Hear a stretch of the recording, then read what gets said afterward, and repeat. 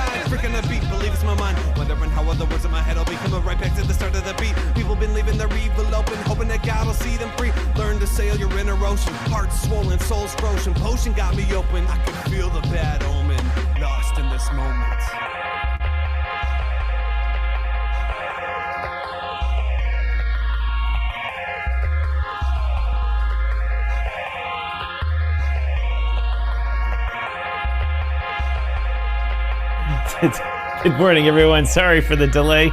Right in the middle of starting the show and the wife calls. But you gotta take it.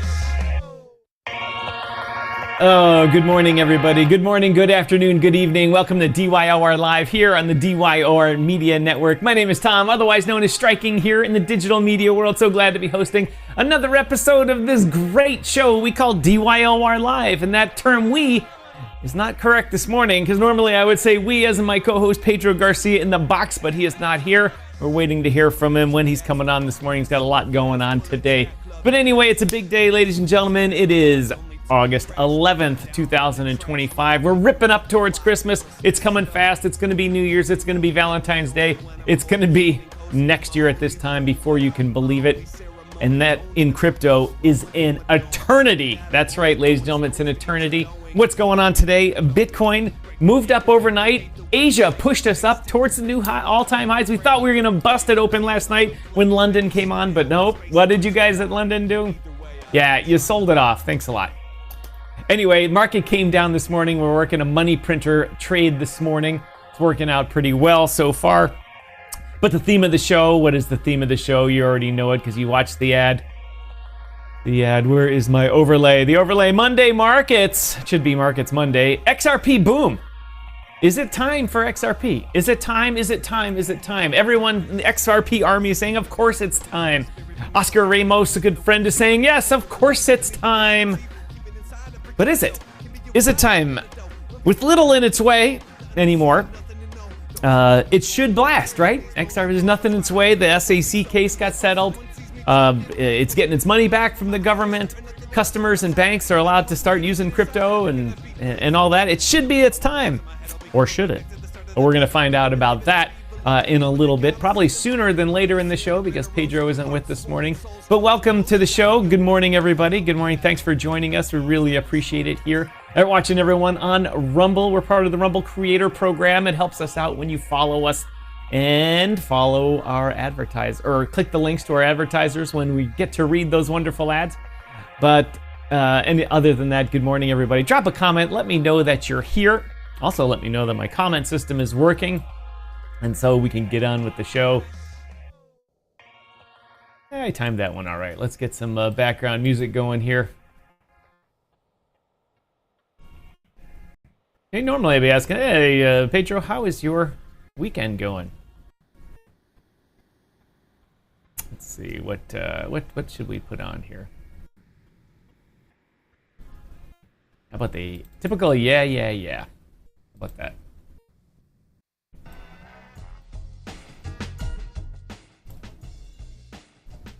Connect Me One says, hey. Welcome, Connect Me One. Should be hearing from the other stalwarts here, like Crypto Mike, Crypto Unicorn. Let's find out where Crypto Unicorn, you out there. Or Space Cat when you need him. No, I'm not sure I posted a link to the show. Let's do that right now. Hold on, ladies and gentlemen, while I do just a little bit of social media here.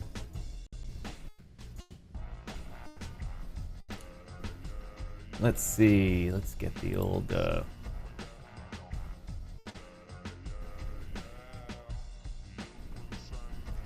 Let's drop this on Truth Social as well.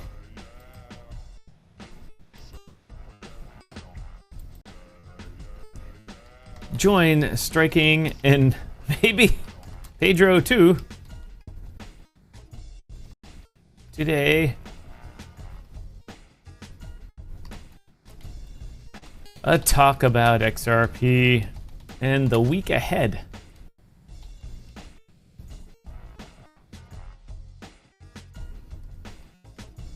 Crypto, hashtag Bitcoin, hashtag XRP, hashtag XRP Army. That should do it. So what is everyone up to this weekend, huh? Like I said the other day, programming notes, this is a travel week for me and the missus.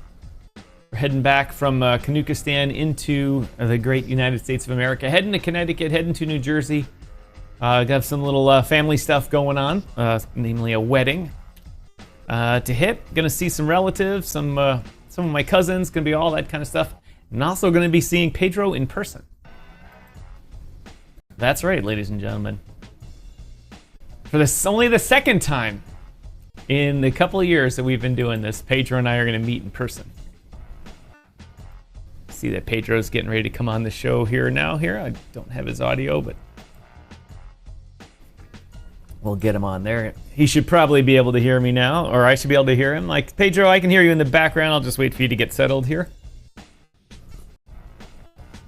And anyway, ladies and gentlemen, the topic of today's show was just, last week we talked a little bit about Ethereum, and this week I thought we'd start off a little bit talking about XRP and what's going on with that. We'll give Pedro a few minutes to get his screen in order here and come on. But XRP, obviously everyone, let me back that up by saying I was the one that called it wrong here for a long time. But am I going to continue to be wrong or continue to be right? And I ate my crow. I said, oops. It pumped, but it went, if you recall a little while ago, went up 5x or 6x after some good news from the government.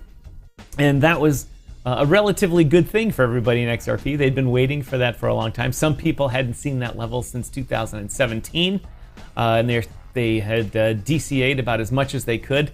And the various outlets were reporting that many of the people that did buy in back in the day, wallet tracking showed that they were now had a much lower average price, and then with the pump, that there were some profits. And people didn't take a lot of profits. When it did pump, there was a sell-off. XRP did sell some of the tokens from their foundation that they get every month. And the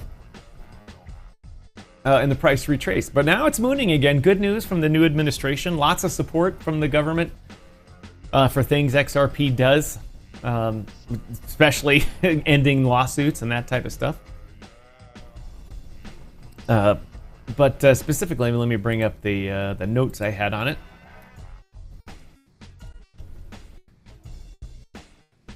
But one of the things that I always talk about here with Ripple is their lack of proper cash flow to fund their operations. They have a big organization, a lot of people, a lot of developers, a lot of lobbyists around the world, expensive people, expensive executives. They have a lot going on. They sponsor a lot of things. They spend a lot of money, but they don't earn a lot of money yet. They don't earn a lot of money yet as a corporation. And every month they get 1 billion XRP from its foundation. And Ripple likes to place this talk about it as it's a market stabilization tool. Because when they get that XRP, they can either sell it or they can, and they've built up cash over time from it, and they can buy more to support the market. But really, it's an operations funding mechanism in which they can sell XRP. And for the first time, since the foundation was formed in 2018, Ripple has withdrawn the entire billion XRP from its monthly escrow release without putting any back. Normally, what they do is they get the billion XRP at the beginning of the month, and then usually within a week or so, they've sold off a bunch of it to raise cash to pay their bills, and then they relock the rest of it. And so they don't send it back to the foundation; they just lock it up, and that essentially takes that off the market. And Ripple touts that as a good thing, but they gloss over the fact that they're selling the XRP. And so that is a bad thing. It continues to put price pressure on selling, and not only, I mean, the market does build it in because the market knows it's happening. So it's not like this takes anyone by surprise, but it does take money out of the XRP pool, liquidity pools, just to pay bills, and that's not a good thing for price. Price go up, as they say. And one of the problems is that XRP has always said, we're going to replace Swift, we're going to replace pretty much all the banking operations. But why aren't more banks using XRP? With all the development in Ripple's ballooning valuation, now estimated at $11 billion, why isn't XRP being used? Ripple co-founder Chris Larson recently addressed this in an interview explaining that most financial institutions prefer RippleNet's fiat-to-fiat infrastructure over XRP-based settlement, known as on-demand liquidity. The reason? Risk aversion. Banks are risk averse. And so Ripple's fiat-to-fiat infrastructure doesn't make them as much money. It's just kind of a duplication of the old way of doing things. Saves them a little money, banks a little money, but they're relying on a company that for ages was being sued by the US government. Only recently, like in the past week, are things finally settled. But speaking of the XRP price, it is enjoying a rebound in price, spurred by the SEC case being dropped, trading way up over $3. Hey Pedro, I'll bring you on just a second here. I'm just about done with this segment. Ripple's valuation as a company growing up is actually dragging the price of XRP up, not directly, but because of investor optimism. That's a good thing. It's a good thing. Is the company that supports the ledger grows in value. It's everything that it either invests in, which is the ledger, or other companies and acquisitions rise in value as well.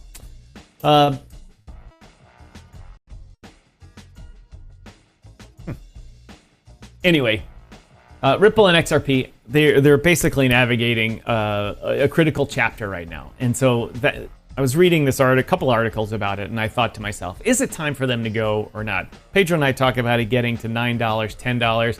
Oscar Ramos talks about, conservatively, he's not a moon boy by any means, talking about, eventually it needs to hit that $20 mark, which would be amazing for the people that bought in at 10 cents.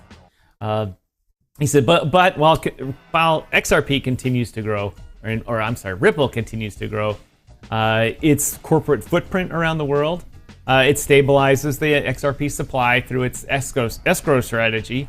But always remember, they can unescrow that stuff and dump it if they need it. But the token still faces questions about adoption, utility, and regulatory readiness. And even when it's deployed, remember the Dubai thing, they made a big deal about Dubai using the ledger to keep track of deeds. And that everyone's like, oh my gosh, that's a big deal. Yeah, there's not a lot of transactions. All of the transactions they could ever have is like 1 day of transactions on Solana. It's just not that many pricing or land transactions around the world per day compared to degen. So you got to think about that. Yet, as my script here says, with renewed price movement and clear strategic direction, XRP's long game appears to be unfolding. Calculated move. But will the market support and will the market pour its money into it to support the XRP price going up to the moon? Well, not up to the moon, but to like $9 or $10. Anyway, that's what I wanted to talk about XRP. I'll obviously take questions about it. Pedro and I go over their chart later. But on that note, ladies and gentlemen, Pedro Garcia, the crypto chart analyst in the house. Pedro, welcome to the show. What is happening today, my friend? Not much. It was kind of a crazy morning for me, and I literally had to rush to get to my PC. Had a bunch of stuff I had to do. It was nonstop. I realized that about halfway through it, I actually left my phone at the house, and I was like, that's weird. But I was just so much in a hurry, like get up, go to the gym, knock out a bunch of other stuff that I needed to get done. I didn't expect the market to really move that much. We've got a big week happening when it comes to news events. And so I figured Monday would be just sparring back and forth between buyers and sellers. And sure enough, that's kind of like what we've seen in the S&P 500. It looks like it's starting to pump a little for us day traders, but we really haven't broken out of the morning session per se, or in the evening session per se. We're still kind of range bound here, so waiting to see some volume coming in. But because of what we're seeing coming up because of what is happening with crypto and a lot of the news that people are expecting, and especially with what's happening with Trump and what he's trying to do with crypto, we're seeing it's kind of cool because we're watching a lot of is it the correct word, juxtaposing sides of people going long and short? Is that the correct word to use? I want to make sure, because I don't think juxtaposition is the right word for that. I think it's called free markets. So in order for someone to go long, someone has to go short. Right. But my main thing is just that looking at what the market is doing and seeing what's actually happening is, I think, the most important thing is watching buyers step in as we're seeing crypto kind of sell off. And that's really what we're seeing. And watching even XRP having, sell-off days, which is what is needed, right? Like, or sell off a couple weeks and then to see a rebound is one of those things that I just look at it going like, these institution investors are really kind of thinking long-term here. They're really putting in positions. And then when you look at the actual buying and selling situation happening, I think personally that it's one of those things that I expect to see when we have major news events and we have huge sell-offs, that this is the prime thing that institutions want. That's a great way of putting it, is that they want to see a sell-off so they can see it get down to price points. Now, because their mindset is more traditional finance, a 10% sell-off, 20% sell-off is great. Whereas in crypto, we understand that a 20% sell-off is a hiccup. It's called Tuesday. And so it's called, yeah, exactly. It's called Tuesday. And so it's one of those things that I feel like from a standpoint, when people look at the markets from TradFi to a new currency, being established, it's just this topsy-turviness. And I think they're trying to gauge what's happening. So whenever they see a sell-off, they do come in and they do buy in. But it's not like one of those things that they're like hung go. I mean, nobody likes buying. Nobody likes catching the falling knife. But to us, or to them, a falling knife, which is to us, is more like a butter knife falling off the table. Like, so it's just it's one of those things that is like, I find it fun. But at the same time, in Bitcoin, I got to say, I love the falling knife. The falling, not because I want to grab it. It's because I'm waiting for the reversal. Waiting for someone else to pick it up and put it back in the shelf. That's funny. Anyway, welcome everyone. Please like, share, comment. Just do it. We're on broadcasting all over the place today. We're even on LinkedIn today. So welcome LinkedIn viewers. I see that there's a couple of you there. Drop a comment or two. My great comment machine should pick up the LinkedIn stuff. Doesn't always. Oops.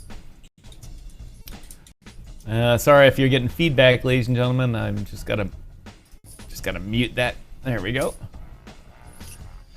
There we go. And there's other news, Pedro, because Trump is finally done with Washington D.C. being a shithole. So he's deploying the National Guard. I wish JP Pritzker, or whatever his name is, JB Pritzker, would do that in Chicago too, because in Chicago, there's a mass shooting pretty much every day in Chicago and never even makes the news. There's no Anderson Cooper. There's no protests. There's nothing like that. Just like, wow, 14 people were shot standing outside a store because they wore the wrong color shirts. Let's see. Tom, all right, Wally, I will do that. Yeah, I absolutely. That's the part that just frustrates me to no end, is that they're literally dying over a color, over a number, or over a block that's not even theirs. In DC, it's there's that's going on as well. But for some reason, the city of DC has decided that they needed to just feed the whole, or tell the whole world that they were welcome there if they were homeless. And so people have been coming there, and other cities have been sending them there on the trains. And so DC is but the problem is that they don't have the money to feed everybody, nor did they actually tell everyone to come there. And so there's the homeless encampments make our beautiful capital look like a shithole. And Trump's done with it, and I'm glad, because he needs to fix it, be done with it. Maybe this will wake up the federal government to say, hey, we need to put money into the mental health issue to stop this homelessness stuff. But nonetheless, it's another time when I'm like, man, I'm glad we have a leader. Just glad we have a leader. Well, here's my thing, and I've talked.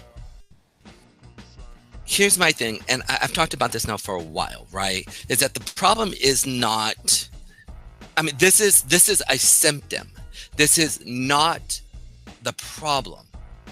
Is that the real reality is this, is that there are a lot of young men who are directionless and don't really have a direction. And a lot of this comes from the heart of the issue, which is a lack of a father. And now when it comes to the grown men, that's a complicated situation. And I think there needs to be penalties for grown men, right? I was watching the situation, and to hear the judge, who's the TV judge, talk about just, we need to lock these kids up. And I don't disagree, right? There needs to be consequences to their actions, right? This is what a father brings to the family, is that when you step out of line, there are consequences to it in the family. But the heart of the situation, I truly believe, is this: the lack of fathers within welfare homes.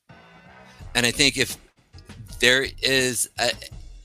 we allow in the legislation for fathers to come into the home, for a two-family home to be on partial welfare, while as the man gets reestablished, and also reestablished within many of the African American homes, this would change the demographic scenario overall. And when it comes to crime, when it comes to everything in society, I mean, the primary thing between a black home, a white home, a Hispanic home, and many other homes is that there's a huge there's a huge chasm in that. And I think black fathers are needed. Just men in general need to go into many of these places and be a father figure, be an older brother figure to love and to secure. And I think within 10 to 15 years, we could see just the crime situation eradicated. And again, I'm not saying that we don't bring consequences down, but that is only covering up the scratch and not dealing with the real issue. That's all I'm saying. And to me, it's sad, because I think there could be a lot more done to this, a lot more done to actually help these circumstances and situations. All right there, Pedro. One of the things that we've been Anyways. one of the things that we've been talking about, man, I totally lost track of what I was talking about. We can just go right into crypto, but just go into Bitcoin. Yeah, no, I was talking, linking it back to BTC. Yeah. It's Pedro. I wanted to follow that. On that note, you were teaching someone close to you about crypto and about Bitcoin and about how to read the markets to help them get out of the cycle of that. Yes. And one of the things that buried down deep in one of the acts, I don't know if it's the Genius or Stablecoin Act or something like that, is many of the African American senators and House of Representatives people always slip into things, is help for the historically disadvantaged people, and that is a nod to providing money to African American programs.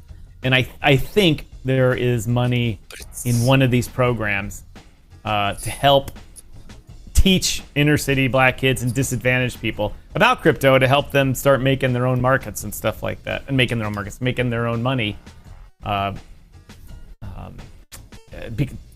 The way they describe it is like they say, oh, they've been left out of crypto, and it's bullshit. But the point is that to help solve some of the problems that you're talking about, actually getting people to learn about a skill, and that's crypto trading or investing, it could be a very good thing. So maybe there's some money in there for you to do that. But But okay, and I hear that. You should have just let that die. So it's not about money. It's not about money. Listen, I swear to you, it's not about money. Mother Teresa literally has done some of the greatest work in the world. And there's this moment where this man comes up to this in their early 80s and literally writes her $1 million check. Would it be the equivalent of pretty much about $5 million today's money? And when you actually more like 10 million, forgive me, because it was 1 million, and then that's 40 every 20 years. You basically money doubles, so 1 million, 2 million, 4 million, and then in additionally to that, you also have COVID money coming in, which threw everything off, and so you also saw a huge inflation happen. So roughly about $8 to $10 million when we look at it at that period in time, and then that's the equivalent. And so the man looks at her and goes, "I will give you as much money you need. I'll give you as much money as you need." And she looks at him, she tears up the $1 million check and says to him, "I do not need your money. I need caring arms to hold dying babies. I need people to go into those areas willingly at their suffering, so their hearts bleed for the pain and suffering that other people feel, and then correlate." And so all of a sudden you don't see somebody for their actions, but you see them as a person of their circumstance, and you can help them and love them out of it. But you're making an assumption here about Mother Teresa. You're making an assumption that she was successful, and she was wildly successful at the 2 or 3 people that she could get to per week. But she was, people have studied this a lot and said it was largely not a successful effort, except in the media, because she didn't have the money to get to people. And it's the same with people in the U.S. We're not altruistic people at heart. Some of us are, like you for sure, but most of us aren't.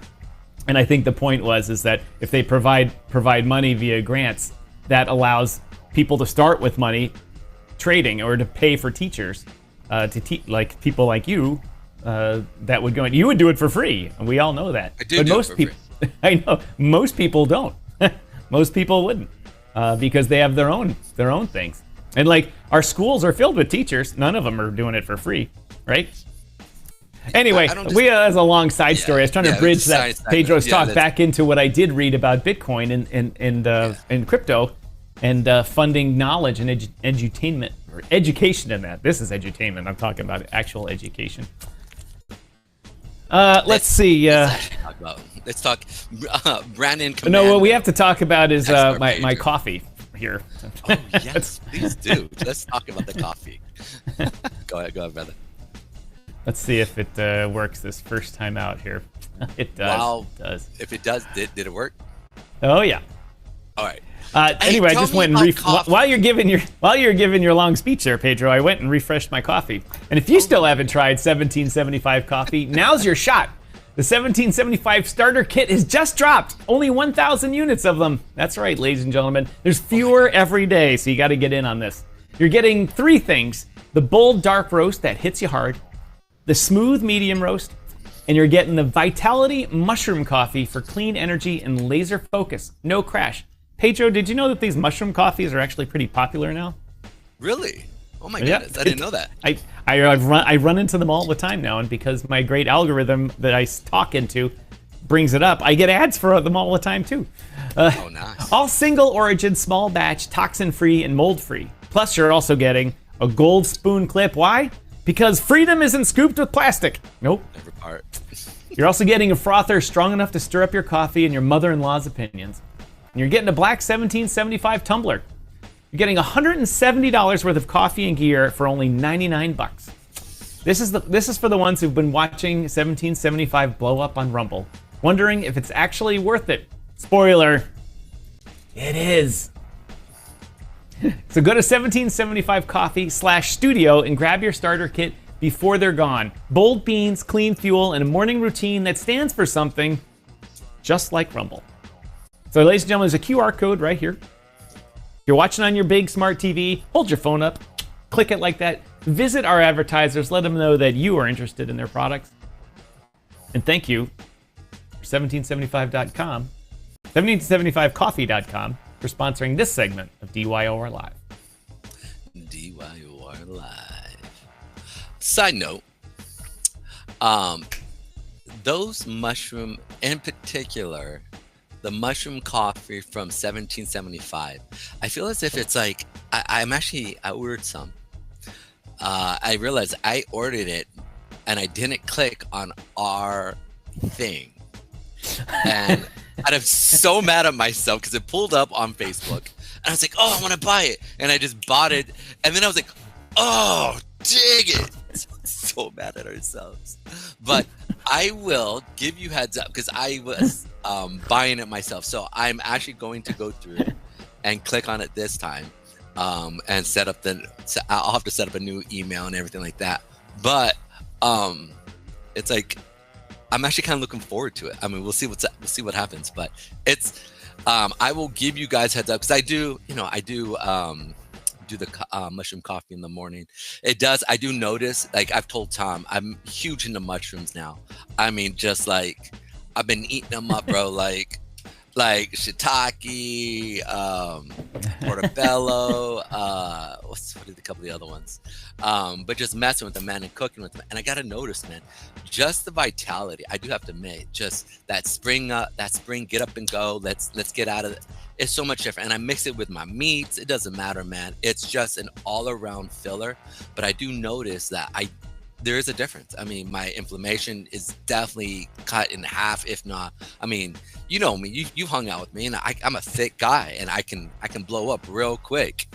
So since I've really started messing with mushrooms, I've noticed, man. So I'm looking forward to getting 1775 mushroom coffee, and I'm really excited about getting the little spinner, the gold spinner, the all metal spinner. To tell you the truth, that's actually what I'm buying it for. That's partly like, I mean, I'm gonna try this out, but I wanted that little spinner, seeing how it goes. How will it go? So we'll find out. We shall find out. Yeah, baby. Yeah, and I hope, I just realized something. That might have been a fake 1775 dealer too, because like, have you noticed that sometimes? Like on Facebook, you'll get the. I don't buy anything from Facebook or through that platform at all. Just zero. Is this thing updating? Right? Cancel it and then set up this way. So let's go into Bitcoin here real quick. Let's check out, and then we're going to check out some of the news events that are going to be coming in, and we're going to go over them. And then in additionally to that, because of the CPI and a lot of just the inflation recorders, it's since Trump's firing of the what is her name? The one who runs the numbers in Washington, the economic numbers. For the person who runs the Bureau of Labor Statistics? Wow, my brain is just yeah. Since he fired her 2 weeks ago, it's going to be really interesting to see these numbers, because I've talked about these being fake numbers for almost 2.5 years. I mean, I have friends all over the country. I call them up, from Seattle to California, Utah, over to Chicago, and a couple other people over here down in Florida. I have friends all over Florida. I have friends all over just the East Coast, and to see what's actually happening. And the majority of them all say, like, no, dude, things are not good. Like things, like so and so lost their job. I said, has any of your friends lost jobs? Been fired, laid off, jobs losing? And the majority of them have said yes. So this is why I keep saying, like, these jobs are not good. When they got to take a gig economy situation, or when they got to use Uber or anything to earn extra money just to provide food on the table, and they're working a job or two, this is when things are rough. And when moms have to sit there and stress about money coming, food being put on the table because dad's rarely there. These are some of the things that kind of hit hard, even though jobs are strong. The gig economy is strong, and you sit there and you're like, no, it's not. And this is one of the primary reasons why there's the anecdotal evidence, and then you actually have, like, you have empirical, then you have this and then you have the scientific study where they sit there and they go over these numbers, but when you look at the two, we know like jobs, or we know that housing has definitely been dropping because people can't buy houses. Yet they're saying that houses are being bought and we're seeing all this stuff. But then when you see the revision of the numbers, from 200,000 down to 14,000, or if not negative, right? Like this is when you're like, you're killing me. How does this work? Yeah. So these are some of the things that I'm really looking forward to seeing. Are they going to back this? Are they going to go through and really start to give correct numbers and give correct statistics? That's just it. Are they going to give us correct statistics? Because if they do, we will see a drop in the economy. Like I said, it should be about 3 to 6 months. If Trump has the ability, if he's able to get jobs up and running, manufacturing going, if many of you guys who are new to us, go through and watch our listening in when possible. Oh, thanks, brother. Oh, Fire Chicken's also here. So we got Kumgar, and then we have Fire Chicken. Sorry, guys. We got to shout out our communities. Appreciate every one of you guys. Thank you so much. We love every one of you. If you could do us a quick favor, hit that send button, hit the like button, and also comment down at the bottom, not the message area, but the comment section, and just ask a question like, hey, why did that long hair guy why did that long hair, big nose, funky eyebrow guy shave his hair? And I'll tell you the reason why. But either way, please, that helps us out a lot. It helps the algorithm, especially to you guys over at Rumble. We're really trying to trying to build up Rumble and trying to build our community here. So it's going to be really fun. Okay. So this is where I'm really looking forward to. I hope that we can actually have a really good numbers. I hope we have good numbers this week going into this month. All I want is them just to be accurate. I want it to reflect what is really happening so we can fix what is actually happening. And I pray that, that the person who comes in is that they do a good job. We'll see. But we've got certain numbers. So let's go over to this stuff here real quick. So on Tuesday, we got core CPI month over month for July. Also, I'm kind of looking forward to seeing the year over year, see if they're actually going to count the revision numbers and see what actually happens there. So we'll see what goes on there. Then on Wednesday, for viewers, the core CPI is kind of the main things that are manufactured and delivered in the U.S. That the government measures for one of the ways they measure inflation. Mm-hmm. And then if that goes up, price is going up. Right. And so the other thing I'm really looking at is watching the restaurant index kind of go over stuff. When people feel really good about the economy and they have money coming in, what do people do? They go on vacation, and more importantly, they go out to eat. They spend money. And so when you see the restaurant index start to dip and go down, we start to see lower highs and lower lows based off these numbers. These are the real numbers that will actually help you kind of see what's happening from a meta view. And so we'll go over that. And also, I want to be looking at the adult entertainment industry, because that's also another one that actually sees a kind of retraction, and then you see it boost. Because once things kind of fall through the floor, what happens? People just kind of give up the ghost and say, you know what? Well, I'm not making any money. I'm going to go buy either alcohol or go and watch. Whoa! We got to back this up here. You're telling me that the adult entertainment industry profit and loss statement is an indicator for the markets? Mm-hmm. Do they lead everything in? I mean, every technology that's been developed, video streaming, the internet, message forums, all of that was, it wasn't developed by that industry. But as soon as they said, ooh, that'll work, they poured money into it. And it. Yeah.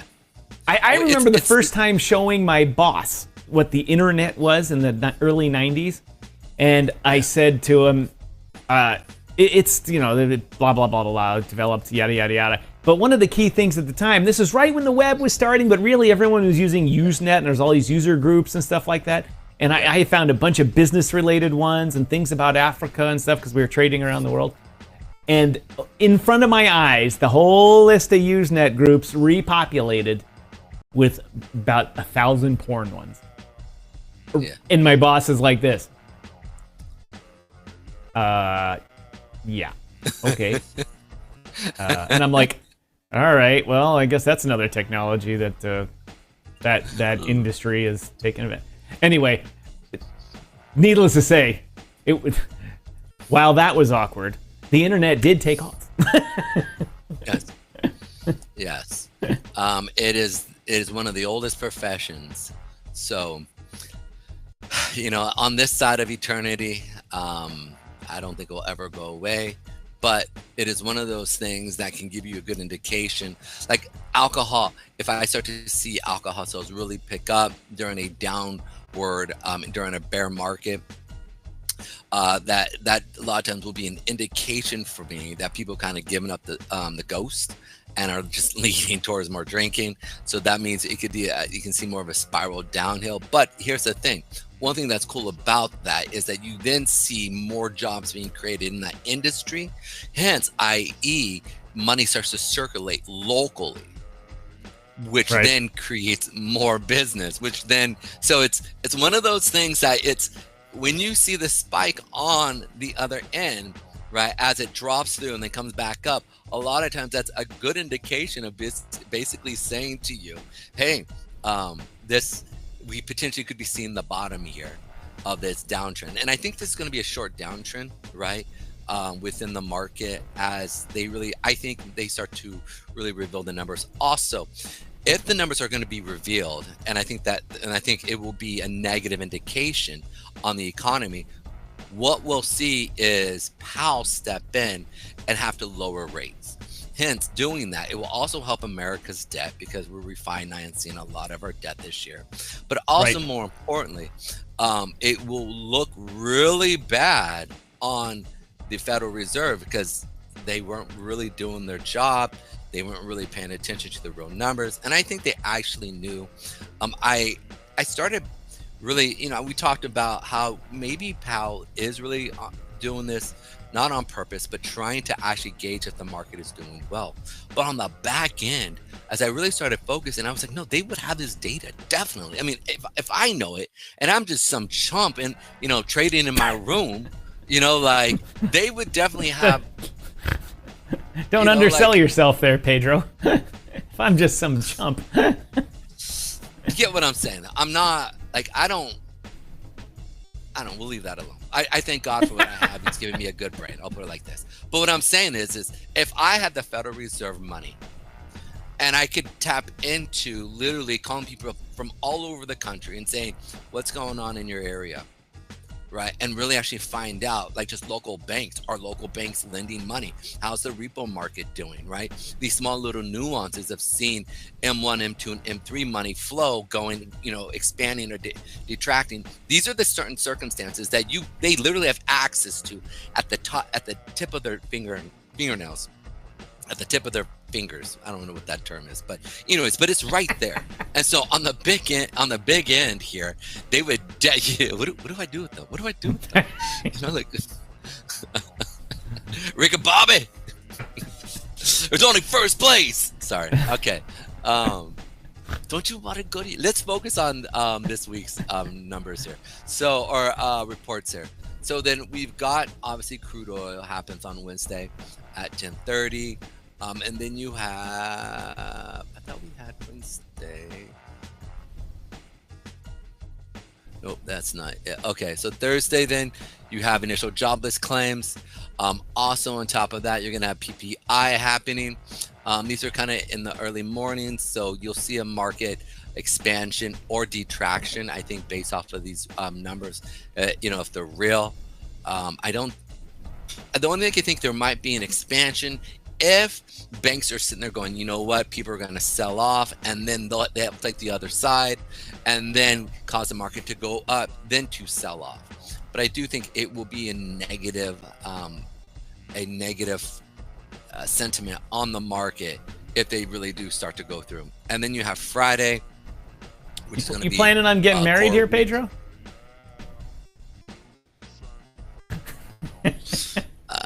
I was looking at some rings, yes.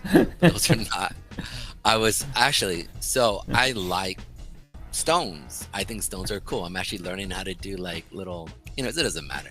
I want to create one of these. I want to do this. Like, they're so dope. I think you need to run an ad blocker. And you don't have to have it on all the time, but just to do the show. Yeah, probably. I really like this one though. I think this one's dope. Like the black opal, such a dope one. Anyways. Well, mine's made to this tungsten carbide here. I mean, yeah. And in my old business, we had to figure out a way to stop bullets that were made of this stuff, and now I wear it on my fist and like, come on, boy. To think that I would ever be in a fight is hilarious. Yeah, I'm not, dude. It was funny. I was talking to a friend of mine. All right, and she was like, 'cause I was interacting with this individual, and he was kind of doing something, and she was like, well, are you going to fight him? And I go, no, I am an old man. I am 45 years old. I go, I might beat him up. The problem is I'm going to be beat up for the next 3 weeks, if not a month. Like, I may win. My hands, my elbow, my shoulder your hurts. elbow, your shoulders, bro, when you throw a real hit, dude. Like, I was going in on the freaking bag, dude, a couple of weeks ago. And literally, I was like purposely doing right, like the correct form, boom, whatever, all that stuff. And I went like this. Anyways, the reason I say this is, bro, I threw my shoulder out and I was like, are you serious? I was like, I warmed up, bro. I was sitting there like warming up. Let's go. Doing the squats, full body. I punched it maybe for 2 minutes at the most, bro. I was going to just try to do rounds. Like, like 3-minute rounds. Rest for a minute, go. And I was going to do 3 to 5. I could barely go 2 before the shoulder was killing me. And I was like, are you serious, dog? Anyways, enough said. Let's focus.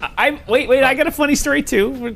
Go ahead. Did you see Sly Stallone's interview recently in which he was talking about, it was after his last movie came out with Michael B. Jordan in it.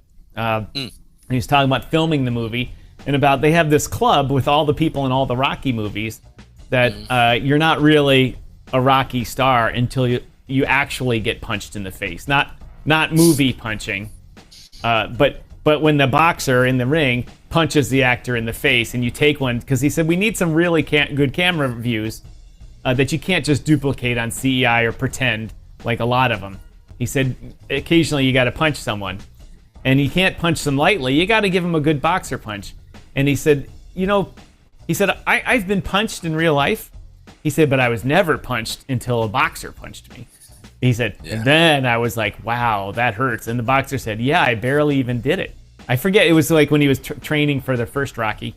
Mm-hmm. He said, so when Michael B. Jordan, he said, all right, I'm ready to take the punch. Sly tells I can't remember who it was. He said, but he said, all right, go ahead and and give him a little hip. In anything athletic, if you use your hips, you put more into it. And they showed the video of Mike, and you can probably look it up on YouTube. And he just pops him in the face like that, and he just goes bam down on the guy, and he's out.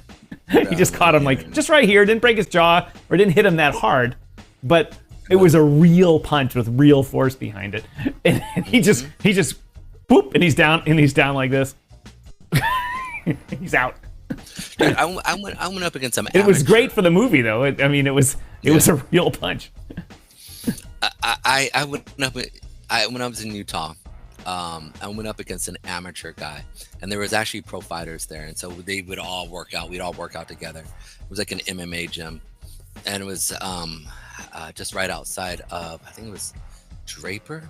Anyways, I say that because I would go in there, and this guy, I remember, I didn't even think he wasn't even that big. The thing is, he wasn't even that big. He was maybe $140. I mean, I'm 200, and I'm like, and we're tossing around, and I'm thinking, I gotta be dainty with this guy, and because I didn't know he was an amateur. I knew he was good. He'd been there for a while, but And this dude flipped me around and just simply like, and so I got a little irritated. So I grabbed him, and bro, he kind of looked in with boom, like it was so quick. But I was like, what the, you know? And he goes, well, you trying to get aggressive? I'm gonna get aggressive. And I look at him, I was like, my bad. I'm sorry. Listen, that was my bad. I'm sorry. All right, I'm interrupting you, Pedro, because we have a record here. But anyway, hey, Pedro, you know it's almost football season here, right? Oh, really? Tell me. Talk to me about it. It's almost football season, and everyone's getting psyched. They're getting ready for their fantasy footballs and all that. But, ladies and gentlemen, I wish I could do the music. Dun, dun, dun, dun. Set your clocks, mark your calendars, and buckle up for the best NFL primetime football action starting September 4th on Westwood One. You can catch all the bone-crushing hits, last-second heroics, and edge-of-your-seat action that the NFL Thursday, Sunday, and Monday nights have to offer. Whether you're tailgating, driving, or chilling at home, don't miss a single snap. Listen on the NFL app, Westwood One Sports app, at westwood1sports.com, or just say, Alexa, open Westwood One Sports. If it's the NFL, it's on Westwood One. I got someone talking over here. Go ahead. So, ladies and gentlemen, Westwood One has an app out now in which you can stream all of the NFL games on Thursday, Sunday, and Monday nights. And like I said, whether you're tailgating, you're driving, or chilling at home, download the app. You can get to it, Westwood One, here by clicking the QR code here. In your comment section, there's a Learn More thing. And of course, if you're watching this on the replay, down in the body of this on the various platforms you're watching this will be a link to Westwood One to download the app. I just can't believe it's already going to be NFL season, and it's already going to be time for the Bears to lose their quarterback and to suck. But at least they can do that live on the Westwood One app. So thank you to Westwood One for sponsoring this segment of DYOR Live. Did you watch that Charlie Kirk thing of the kid talking about how they had like the transgender thing, and then Charlie Kirk was like, it was the 1970 or 1980 Chicago Bulls or Bears were the best, franchise ever to ever grace the green field. Yeah, and 84, and the guy 85. Yeah, 84, 85. And it was funny because Charlie Kirk would even he'd be like, yeah, okay, whatever, like next, and the guy was trying to talk about the current owner and that stuff, and the kid was trying to cap on him, and it was actually kind of funny because the kid was kind of right, but what was so interesting is that he wasn't having when an old guy just doesn't want to hear your trash, he's just like, yeah, okay, whatever. And you're like, no, let's, and he was like, no, we're gonna just move, next, right? And you're like, man, you thought you had it. The kid thought he had a little up on Charlie, but Charlie was like, yeah, whatever, dude. I just thought it was, anyways. Side note, the Bears. Pedro, that was our most well-paying ad ever. What do we get? 70 cents? That was $1.08. Oh my god, dude, we are moving up, guys. Percentages. Do us a favor. Percentages. Down, moving up. Moving on up. I can't wait till we get 50 or 60 or 100 viewers.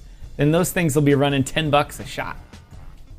Hey, man. Well, the thing is once we start with TradeWave, and I'm able to start posting dope content on trades in the morning for our viewers, that would be one of those things that I would suggest for you to go ahead and do. You know what I'm saying? Yep. But enough with the football. Let's talk about BTC here and finish off. And I love me some football. I love me some just like argh. But you guys are coming in to know what's happening for the week ahead, and we're going to drop some knowledge here. So core retail sales and retail sales are going to be coming in here. This is going to be 8:30 East Coast time. I know I have this set to West Coast time, but one of those things I want you guys to be paying attention to, because this week is going to be filled with packed up and down movements.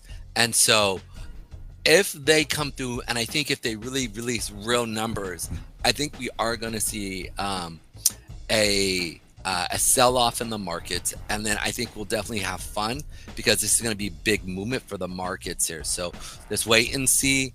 If not, then I mean, I guess it's just the same as usual, and things will just move along. But I think what's going to happen is they're going to say, and hopefully Trump is not looking for a yes man. You know, hopefully he's looking for a person who's going to come in and give correct numbers, and hence not try to play political maneuvering with the Fed and trying to push a narrative. So it's going to be really interesting to see as we move forward here. All right. What are your thoughts on... Hold on. I was just trying to triage something that just came in. I missed your lead into that.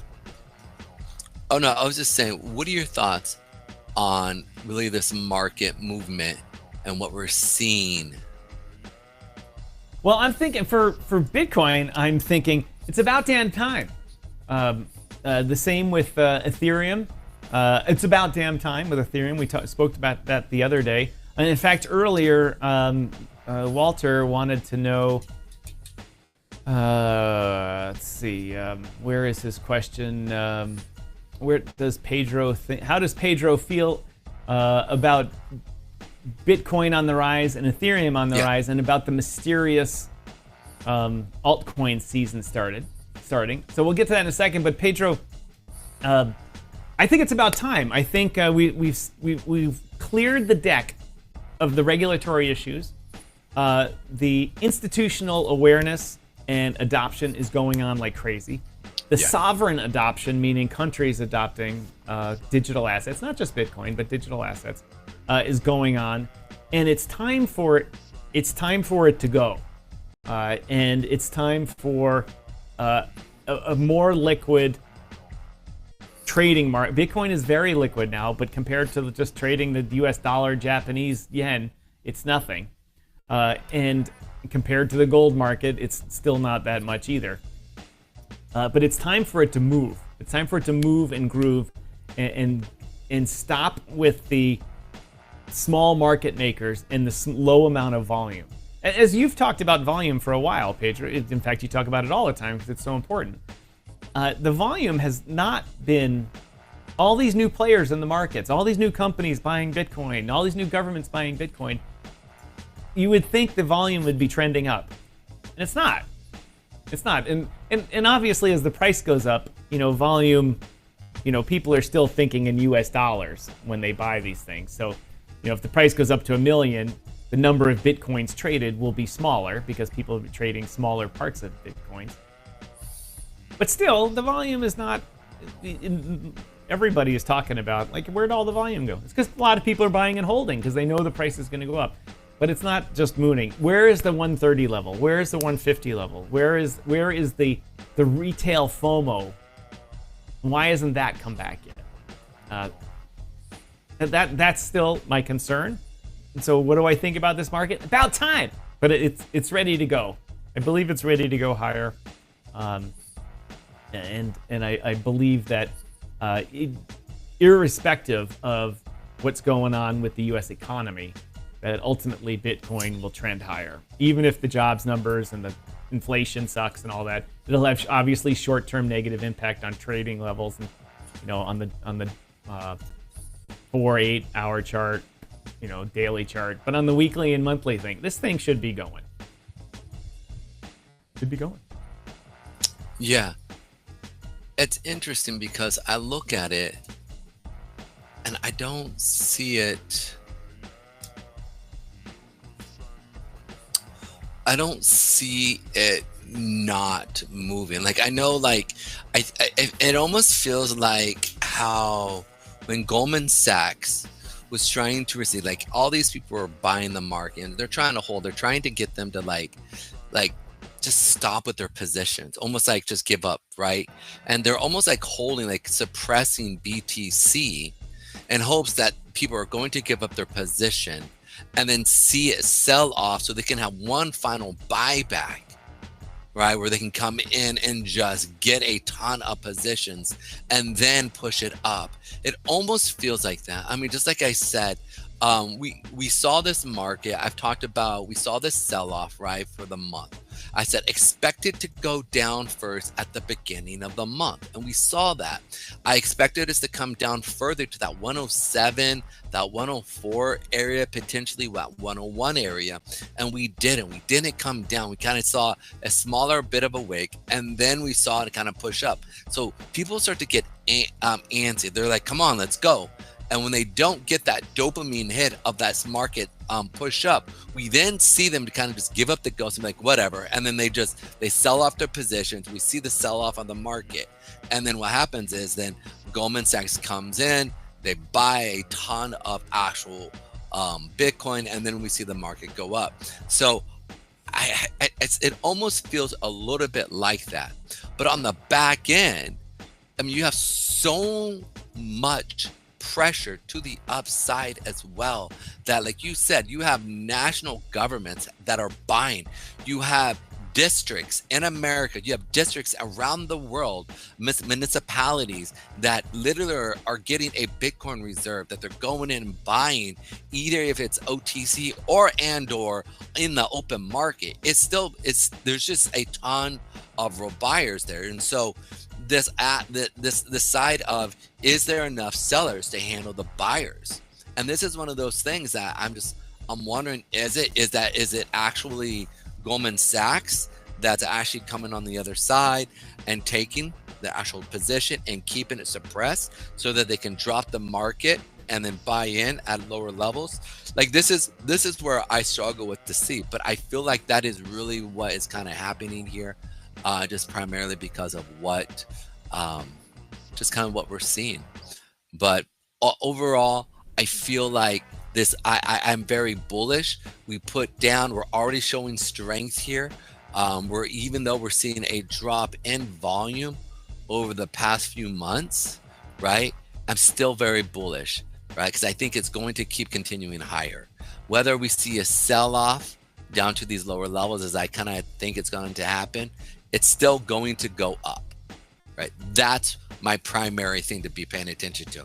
And yes, it is frustrating, right? Because it's almost like, instead of just seeing, that dopamine hit that we're so used to, this is what I talked about a year ago, or if not 18 months ago. So once the institutions really get involved, they won't necessarily allow for huge pushes, because what happens is they want to come in and take the other side. And then when they're ready, they'll allow it to explode.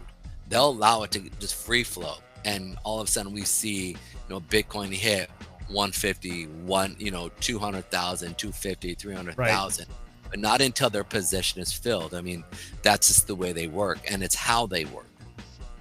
So this is where I'm more apt to sit there and say, well, let them do what they're going to do. But I know once they fill their position in, they're going to keep buying. Like you'll see, if you notice that the volume is dropping off here, right? Like I've talked about this now for a while. We're watching volume drop off. But what I'm trying to say is, while it's going up. So many times when we see the pullback, right, we see a giant red candle with a big wick, and then it pushes up. And then that's when you almost have that parabolic, because they're able to fill in their orders. And so it's one of those things that I'm just expecting. So overall, I'm excited about what we're seeing, right? That means that institutions are filling up their bags, that they want to make sure that they get in at a good level. And it's exciting. It's really exciting. I'll say it's exciting. But it'll be really exciting if, like, every day we're getting five G's on the price. Every week we close $10,000 or $15,000 up. That would be exciting. Yeah, it would be. I would agree.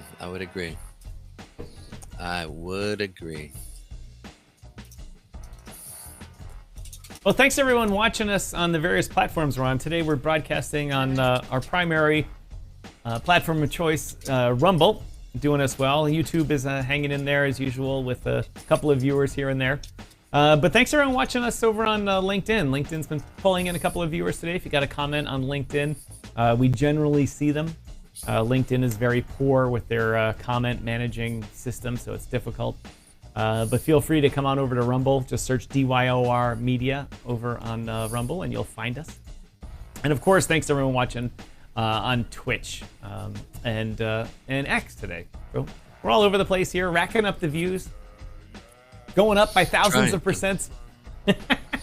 I love it. We really are, and it's exciting. It really is. I mean, just seeing what's actually happening with our show and everyone, you guys, from the 22 that are watching us. And I know it doesn't seem like a lot, but the reality is, when we started, it was 3 to 5, 7, and we're just seeing growth month over month. And it really starts with just 22 of you guys is coming in and interacting with you. If you guys have any questions, please come on in, create a profile, ask a question, make a comment if you want me to go look at some other charts that you are looking at, and we can go from there. Ethereum, let's jump back to what Alpha Wolf was saying. So we talked about Ethereum really starting to take off here. We talked about this level where we would see the pullback, and then from the pullback, see it push up over the month. And we've seen a pretty healthy pullback here with this demand wave. And so I'm even more excited because we're staying above the 8-period moving average. We couldn't even really get down to touch it right here. And this was last week, or it was about 3 weeks ago. So you saw us come in. We talked about this as a liquidity pull, sell off, push back up. And so this is, again, another sign for me saying, hey, look, even though we may be seeing, again, a pullback here, this is not a negative thing. This is literally just a pullback. They took profits, pulling back to pick up more at that 50, potentially 100. You. Oh, thank you. This pullback here. And remember, many of us, we talked about it as it was down at this level here, right? I said if it didn't get below this area here, that 400 I'm on XRP. I was wondering why. I was like, why is this Ethereum? That makes sense. There you go. I'm sitting there going like, what? Why do you mean pullback, dude? You know, you're just in the back of my head. I'm literally thinking, you just looked at this chart. You know, this is the wrong chart. And yeah, I'm still talking, dude. All right, let's get back to reality. Back to reality. Yo, there goes gravity. Oh. Okay, so we can see here, back here at this level, we didn't go below that 200 period moving average, or not 200, but 100 period moving average. And I said, we saw it come up and get above that 8, and it was holding strong here around that 2300 area. And I said, guys, if this holds here and we break through that 200 period, right, I'm expecting it to go up. And when we started holding here, I said, I am bullish as all bullish. Let's go. We talked about going long on future contracts so that you could actually capture this and push up as it pushed up. I said, be smart with your leverage. But yeah, I'm expecting it to get up to that 43.55 area, and sure enough, this is what we're seeing, and we're seeing good volume. Like if you look at the actual volume coming in, as it is increasing, I talked about I wanted to see this week finish off with higher volume than we saw last week, and potentially if we could see it get above the average, which is this blue line, this would be a tremendous view on look at this market is starting to catch wings here. And that's exactly what we're watching here. We saw it finish off with a small demand wick, this is a very, very bullish sign saying, hey, look, this has real demand. They're trying to keep it pushing. So how far will it pull back? I can assume probably back down to the 8 period, which is going to be that 2940, 2970 area, where we could see a liquidity pull right here, create that demand wick, kind of come down here, hit that 8 and push up. We want to stay above that 8 and 20 crossover here. We don't want to see it pull back down to here with big seller volume. Now, if we see big seller volume like this, where then you hit a liquidity pull, that's different. That same type of play that we're looking is going to be right here. Let me go ahead and do that. It's going to be this level about right here. This is where the liquidity is sitting, right at this level here. So we come down into this area. We wanted to see it pick up these orders sitting right here, and then to see it push back up and create that new all-time high. Let's go. And then once that happens, I'm expecting some fun times had by all. See that right there? Boom. Let's go. Yay. That's me. Yay. Here we go. All right, next. All right, so these are some of the things I'm expecting this week for Ethereum. That nice little pullback down into this lower area here and a push back up. It's a nice little play that we did see a Sunday sell-off, but I want to see it come down a little bit further because I want to see a bit of a bigger demand wave. But either way, it is playing good. You can see here they took the liquidity from yesterday. A lot of these stops sitting right there. People are crying because they're like, they stopped me. Ow, why? Because they need liquidity. That's why. Always wait for the liquidity pool, stop hunting, and then after that, we see the sell-off. So we're seeing it here kind of play at these levels, and then I think we'll see it, like I said, come down and then push back up. So that's kind of what I'm expecting for the week here for Ethereum. But again, I say this. This is what we expect, right? We see big push-ups, big sell-offs, big push-ups, even further, big sell-offs. As we're coming into this bull run from August, September, October, November, this is going to get fun. Let's go, D-Gens. Whoop, whoop. All right. D-Gens unite. D-Gens unite. Small buses unite. Special ed unite. Anyways. Tom, were you part of the smart kids and the cool smart kids in school? Yes. Yeah, I was not. Yeah, I was like I was a big dork, just didn't care. But I was kind of yoked up though in school. So I was our school. I moved into the school system when I was in 7th grade, and the town was a small town. Literally everybody knew each other, and I was the new guy for like 5 years. The new guy. But you know, my whole life I've been a social person, so I was never really stuck with one group. While I was smart and did really well in high school and stuff like that, I was friends with everybody. It just didn't matter. And of course there were cliques, and I didn't care about it. I was like, you can, like they say, what other people say about you is their problem, blah blah blah, yeah. Whatever. I didn't care about that, and so I got along well with everybody. As you may suspect, being this social character that I am. Yes, very good. Unless he's tired, then he's like, I don't want to. Leave me alone. No, I'm just joking. Hey, we got our first Twitch ad for fake views. Oh, Thank you nice. very much. Crypto Mike in the house. Love I'd play the Canadian Crypto national Mike. anthem, Good but I ad, don't have that brother. loaded up today. Come Gar saying 24 people are watching. Yeah, if I could get an ad, Canada. if I can get an ad right now, that would make for a good payday. A good payday. Well, we'll see. Let's keep talking about a little bit about this market and what I'm expecting to see what happens. If you guys could do us a favor, we got 24 people watching us over at Rumble. If any of you guys were to come in, we are trying to build our network here, and as you can see, we're not a big channel here, but we try to give as much value as possible. And so if you guys could do us a quick favor by logging in, just create a No, hold on, on. Pedro. Hold on, Pedro. I got to stop you there while we're in the ad mode.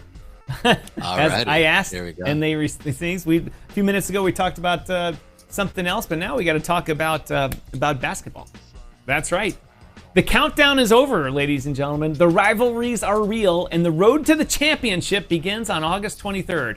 Westwood One Sports bring you every electrifying moment of NCAA football. Oh, I was wrong. From the first snap to the final whistle, top teams, big plays, unforgettable Saturdays. Don't miss a second of the action. Listen to NCAA football on rumble.com, the Westwood One Sports app on westwoodonesports.com via Westwood One station streams, or by asking, I'm going to say it again, or by asking Alexa to open Westwood One Sports. If it's sports, it's on Westwood One. Let's go. I'm definitely going to download that. I had to app. put that on mute and cancel my my Odessa from going. But anyway, ladies and gentlemen, we have NFL football coming up, and we have NCAA football coming up. A lot of it is broadcast on via rumble.com and on Westwood One Sports app. So click this QR code here, go and download their apps, get in on it, be able to listen to wherever you are. If you're tired of always having to look around, find out where things are being broadcast, and just go right to Westwood One, and their network of sporting events is vast, and you can listen to what you want to. Also, in your comment section, there's a Learn More. Please click those. Go to Westwood One, download the app. They're not asking for your money here, so might as well go do it. Help us out. Yeah, you guys always helps us out. I'm definitely going to be downloading this. I'm not much into a lot of. Hold on, I got to say thank you to Westwood One for sponsoring this segment of DYOR Live. Absolutely. I really like watching the podcast within sports because these guys have such an array of vocabulary. It is amazing. I've actually watched CNN, not even for the sports side, but their interaction with a lot of the content. I just love it. I absolutely love it. No, Mike. No, Irish. No. I went to Purdue, so we're programmed to hate Notre Dame. And not only that, but they wouldn't let me in. I applied to Notre Dame, got waitlisted. I'm still waiting. Still waiting. Still waiting. It's been 40 years. There you go. Mr. Hodes in the house from the Vet Token. Thanks for joining us, Mr. Up, Hodes on Rumble. Thank you very much. Good to have you. Speaking of micro coins, you know what has been doing really well? Now we do have to say this because we do hold some Fire Chicken, but Fire Chicken over the weekend, man, I've been just impressed. Have you been following them? Yes, I have. They have been kind of killing it. I was impressed. Like, they're staying above the 8-period moving average. Again, this is not financial advice. It's not us telling you to do, but I just been watching them and just seeing them just climb up the scale here. And I talked about, Chuck, who is a favorite of the show. He's been watching us literally for years. This is his community. And, they literally stayed about that. And look at this, man. It is just, they're playing off of that 8. And it's impressive. It is absolutely impressive to see what Chuck is doing here and how he's really kind of trying to push this.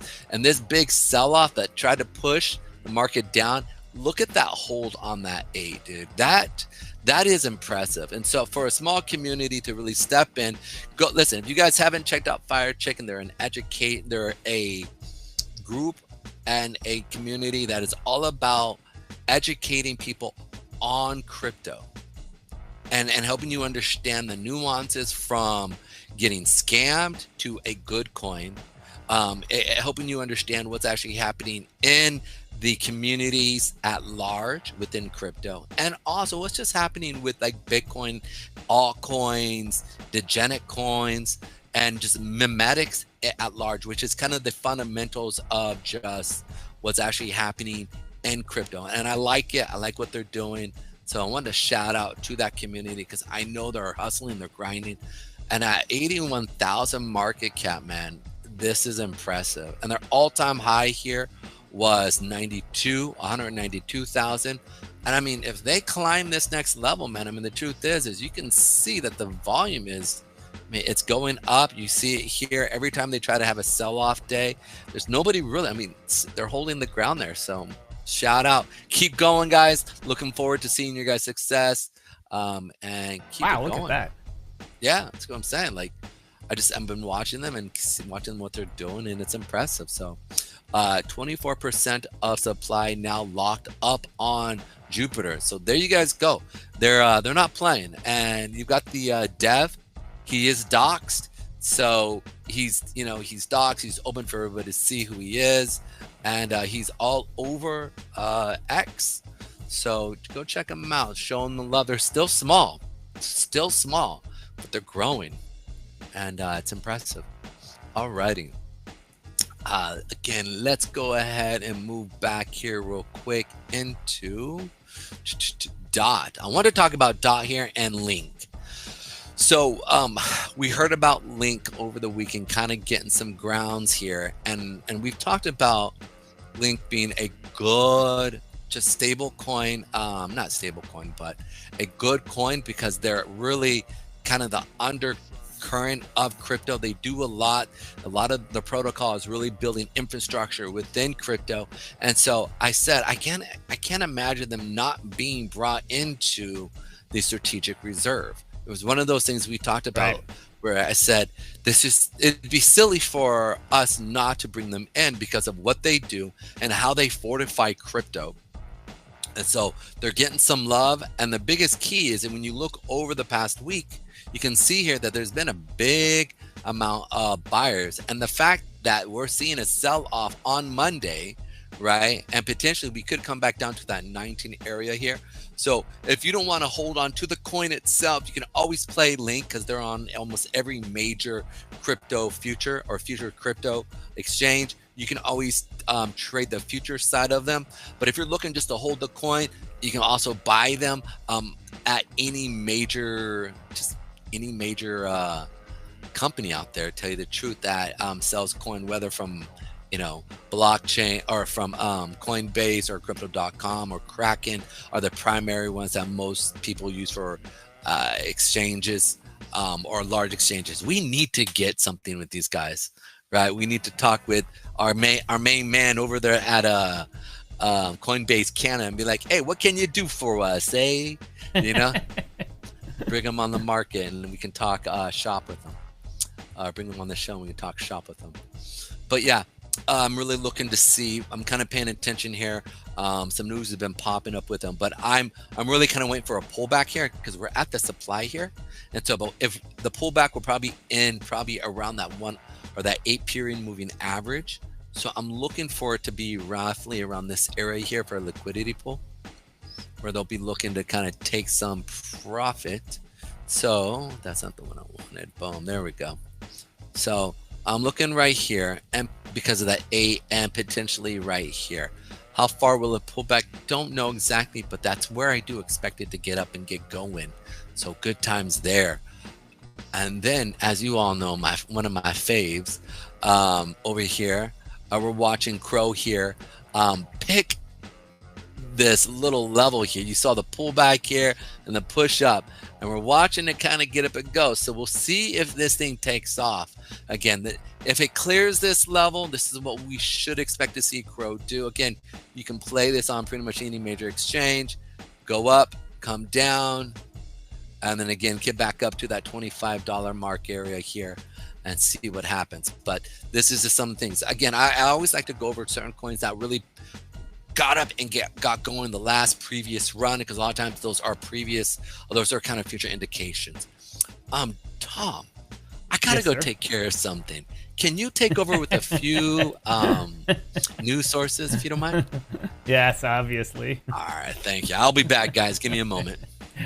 We do these long shows, everybody. People need breaks. Let me run up, do the little social media action right now. Catch up with everybody over there. Unfortunately, we were only allowed to read 3 ads during our show, but had our 2 best ones ever. That NCAA football one, $1.38. That's something. When we 10x our viewers, that'll be $10.38. Anyway, thanks to everyone watching us on Rumble. We've got a lot of people watching. Not as many comments as we'd like. We know a lot of people on Rumble from the analytics watch on their smart TVs, and it's not easy to comment on your smart TV. Also, it's not easy to join and create an account if you're just watching. But you can always just go pick up your phone, and you know what? I need a QR code to pop up when I say these things, and I'll do that right to the join link on Rumble. But go to rumble.com. You don't even need to download the app. Just go to rumble.com. It says create an account, and you can use your Google or Facebook account to create a Rumble account to log in. You don't have to do a whole new password and stuff like that. And do that, and navigate to DYOR Live, and click the like button right down here. For those of you who haven't done it yet, please do it. And follow us. Our followers are going up. We're under 200 still, and we'd like to be over 200. Some of our competing crypto stations here have 15,000 followers, but not a lot of viewers, so I think they paid for them. We're not paying for that. We're just begging, pleading, and groveling for them. And so if you could do that, we'd really appreciate it. It'd help us out dramatically in our quest to grow this channel and to make it actually profitable. That would be great, to make it profitable. Forgot to have the TV on there. And so if you could do that for us, I'd really appreciate it. Every time I ask people to do that, 1 or 2 people do that. We can tell from the number of follows goes up, and we can see who you are. There's a guy named Wallin out there that I saw joined. We never see him comment. But we know that you followed us, so thank you very much. We really appreciate that. If you'd like, ask us a question. We're here for a reason, not just to talk all day and that type of stuff. Mr. Hode says, let's effing chicken go. Hope you guys are enjoying my new graphics here. I'm going to be cycling through a whole bunch of new ones coming out. Although these ones probably look nice on your smart TV, but not so nice on your phone. The other ones I had big print for us older guys to be able to read. Anyway, earlier, if you missed the beginning of the show, well, okay, well, let's go with Fire Chicken. Thanks for the great coverage. We're here to help the channel grow. Thank you very much to the Fire Chicken community for supporting us with a Rumble rant, ladies and gentlemen. Rumble rants are important to us, not just because it takes your money and puts it in our pockets. No, they're important because it tells the Rumble algorithm and that entire company that something good's going on now. I'm sure Chris Pavleski, CEO of Rumble, right now is someone's handing him a note. Sir, DYOR Live just got $5 donation from Fire Chicken Group. We're going right to the top. Anyway, as always, thank you very much for your generosity. We really appreciate it. Every dollar that people donate goes right to improving the show and to getting us closer to the day when we can go to Ibiza and just waste it all on hookers and booze. That's just a long-running joke that we have on this channel. We don't actually do that. Fire Chicken all the way, says Mike. Thank you very much. I would have run the applause thing, but I don't have that loaded today. If when I get everything going here for the live stream, since I have a lot going on, if my computer is running at like 90% CPU, I can't run the sound effects machine. It just makes things slow. Anyway, once again, thank you to the Fire Chicken community. Thank you to everybody watching us on Rumble. A record amount of people watching today as Pedro and I grow this show. But if you didn't tune in at the beginning, I was talking about XRP and whether or not it's going to go. And by go, I mean go big. I mean, is it going to $5? Is it going to $10? Is it going to $20? Is this girl in the thumbnail going to go with it or visit you? Sorry, it does help. The amount of views you get goes up when you do that. So the only thing I need to add to it is Patreon. I do an O face. But anyway, with XRP, is it time to go? Pedro and I have spoken about XRP potentially being like BNB. The valuation of the Ripple company is going up. I'm sure it's not anywhere near what the Binance company is, but the BSC chain we know is massive, and pricing for BNB is now through the roof. But can XRP do it? Can XRP do it? And I think personally they will be able to do it if the Ripple company can show usage of the ledger. The Ripple company can start CDBCs with all sorts of, like, even if they got the United States to do a CBDC and Ripple ran the whole thing and was the new Fed, XRP still wouldn't benefit because they wouldn't use it and it wouldn't generate transaction fees, which wouldn't burn the token, which wouldn't blah, blah, blah, blah, which wouldn't cause people to hodl it. And so we need to get the transaction volume up. We need the meme coin group needs to go over to the Ripple ledger. All this type of stuff. But what really needs to happen is institutions need to start using the ledger and generating transactional volume. A good example, the way to think about it is I used this example at the beginning of the show. The Dubai government said we are going to use the Ripple XRP ledger for all of our land trusts or land deeds to make a definitive record of everybody's deed. And you're like, wow, it's great. XRP pumped on that. It's like, wow, adoption. This is so great.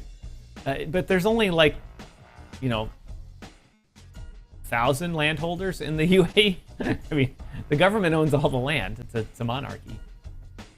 And not one like England or the UK, in which 100 years ago, the monarchy said, all right, you guys own it too.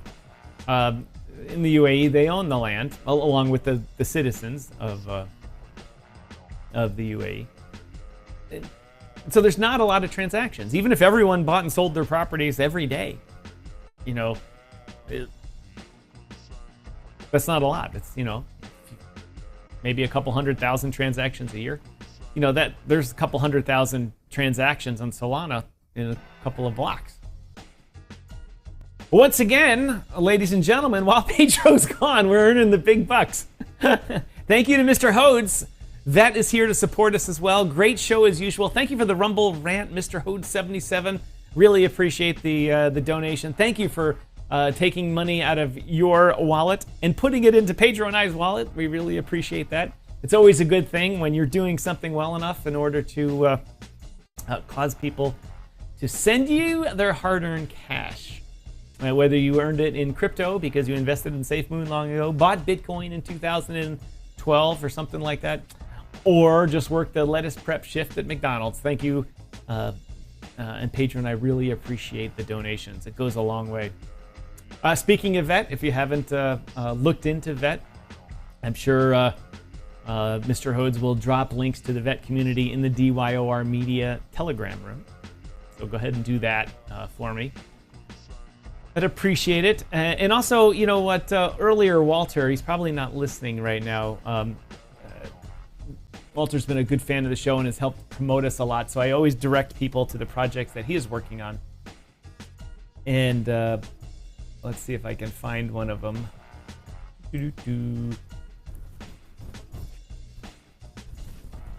Let's see.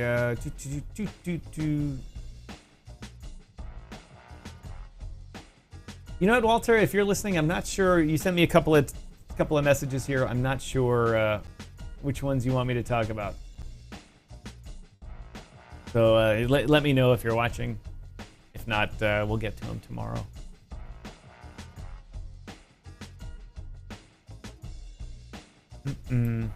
Anyway, all right. So we talked about my skepticism with XRP earlier. Now I was talking about my optimism with it, and how if they're at all reasonably successful, the XRP army will force the price up because they'll buy more of it.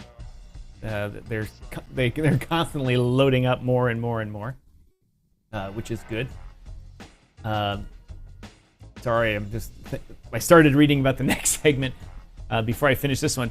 But if institutions start saying, yeah, JP Morgan developed their own internal system, the Onyx system. It's an Ethereum chain. It's permissioned. It's only available for JP Morgan to run. And other companies might not want to do that. They might just call up Brad and say, hey, Brad, we need an internal ledger, to do. They can come in, develop it, and for a price and get paid for it. And probably some maintenance and consulting fees to keep it going over time, so the company doesn't have to just hire Ripple, give you your own private ledger, the things that they do. So a lot of banks will be looking into doing that. And that'll generate money for them. And when they generate money, then good things happen to the token. Like what we were talking about earlier, the valuation of Ripple is now estimated to be $11 billion. $11 billion. And they don't have anything. They don't have anything. It's just... they don't have they don't have a massive development community. They have their XRP army for the XRP, but they don't have a lot of products that they're selling and generating billions of dollars in cash to support that valuation. So the market thinks they're going to. So all they need is a little bit of success. A little bit of success, and you'll see massive optimism in the price go.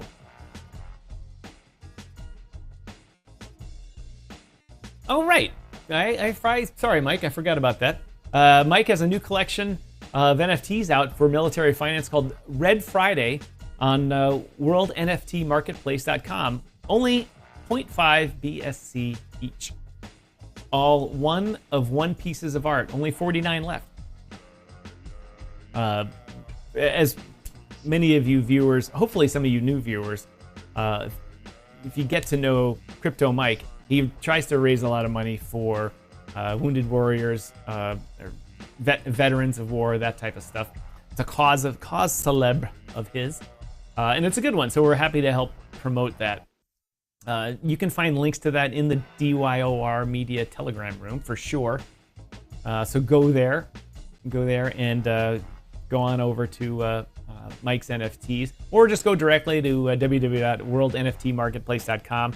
Now, well, this is not a sponsored thing. Mike's been good to us as a viewer and helping get the word out. So that's a good thing. As Mr. Hote says, congrats, Mike. Proceeds of the NFTs go to buyback and burn of Mill Finance BSC, which donates their taxes on that token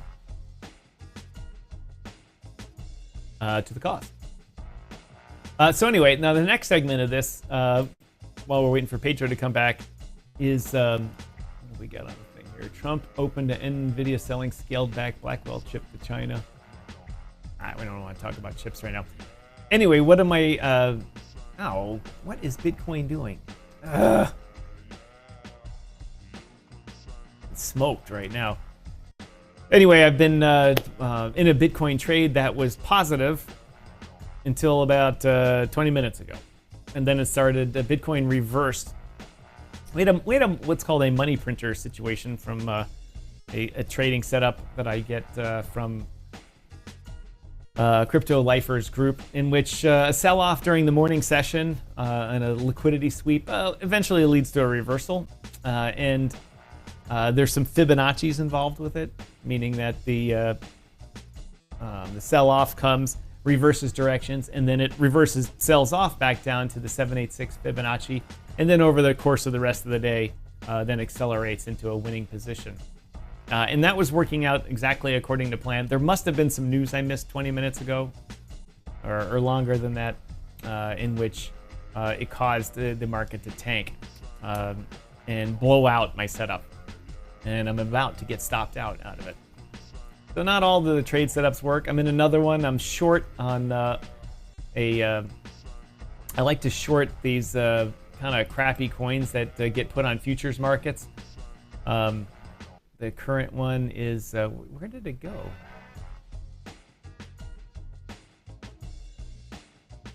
ZBCN. I'd bring these up, but I have them on a different browser right now.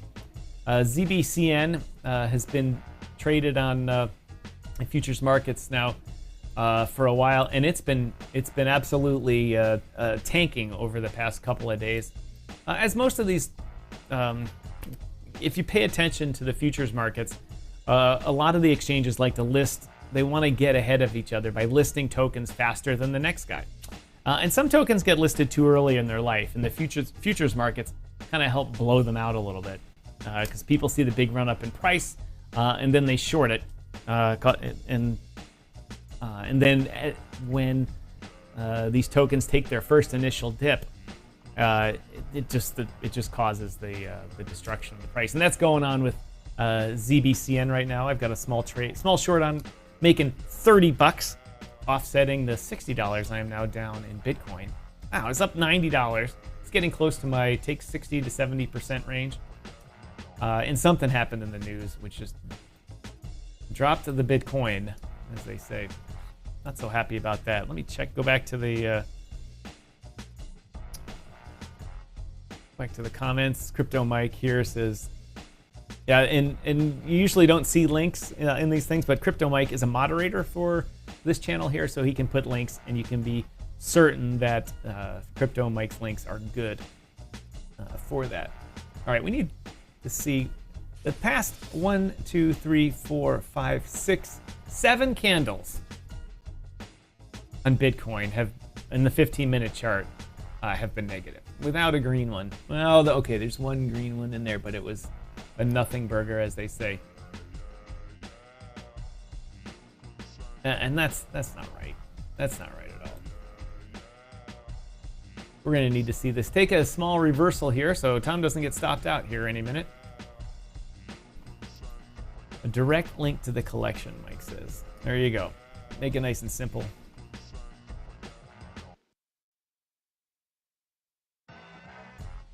All right, we're getting towards the end of the show, ladies and gentlemen. Not sure if Pedro's going to be back for it or not. Some programming notes coming up here.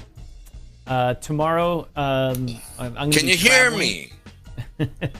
There's Mr. Pedro. Tom! Senor Pedro has returned. Tomorrow, I was trying to get Chris or Justin. Freaking working. I don't know. He must not be able to hear me. I don't understand why this. But anyway. Come on, man. Don't be a douche. Can you guys hear me? Hello? Yes, we can hear you, Pedro. Oh, you can hear me, dude. Yeah, we've been able to hear you the whole time. Oh, my bad. I didn't know. Like the whole reason, time. My headset isn't working, and I don't understand why it's not. Hello. Anyway. Hello. Everything's good on my end. Yeah, no, everything's fine. I was just going over programming. I'm going to put you on mute for a second while you get things settled. So tomorrow I was trying to get Chris or Justin to take over the show with Pedro. Unfortunately, neither of them can. So tomorrow's Technical Tuesday will be mostly Pedro with me in the background while I am driving from Canuckistan to Connecticut, which leads to Wednesday. Pedro and I will be. Pedro, I just turned your mic back on because I'm about to say once again, Pedro and I will be literally stepped away for 10 minutes. In person. Okay, I'm going to put him back on mute. Okay. Pedro and I will be together live in the studio on Wednesday. That's right, ladies and gentlemen. And then Thursday, I will probably... What is going on here? Why are we frozen? All right, we had a little internet freeze there. But anyway, and then Thursday, it'll be Pedro again with hopefully a guest host. Pedro can now hear us. Let me turn Pedro's mic back on. You're on mute, Pedro.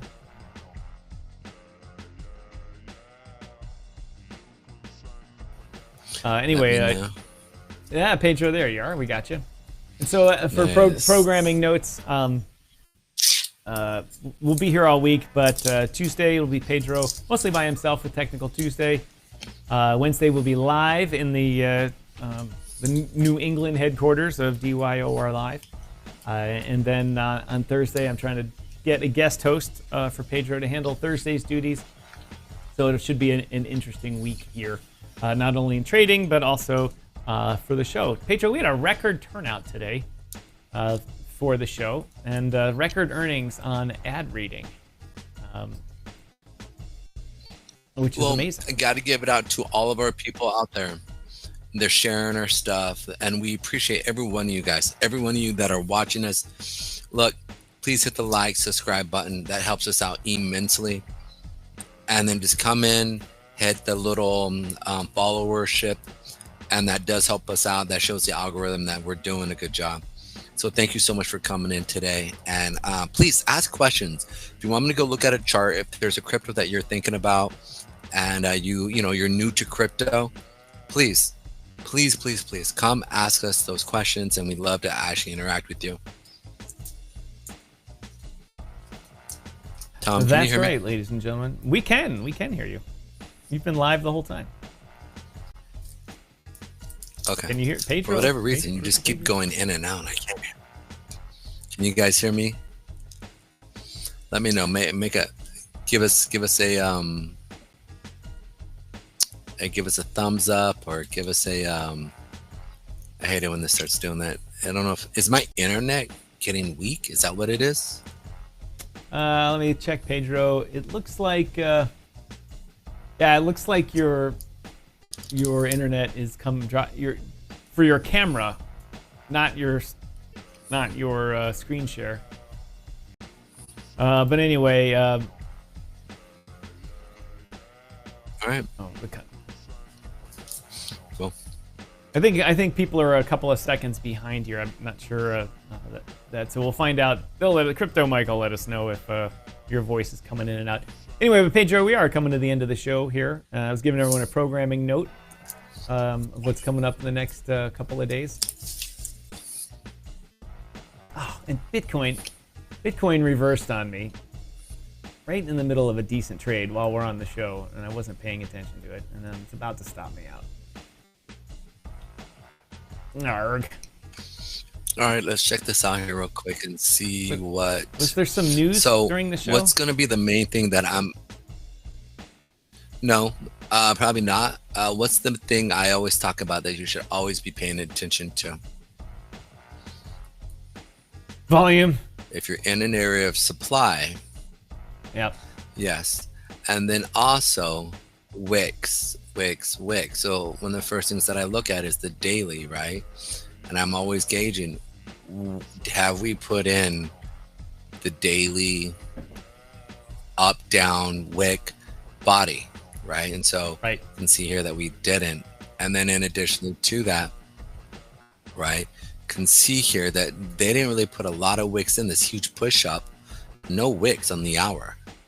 Yeah, you're right. Right. And then you can see here, they started putting in it. And then, so like I look at moving averages, I look at demand wicks, right? And I look at higher highs and higher lows, lower highs, lower lows.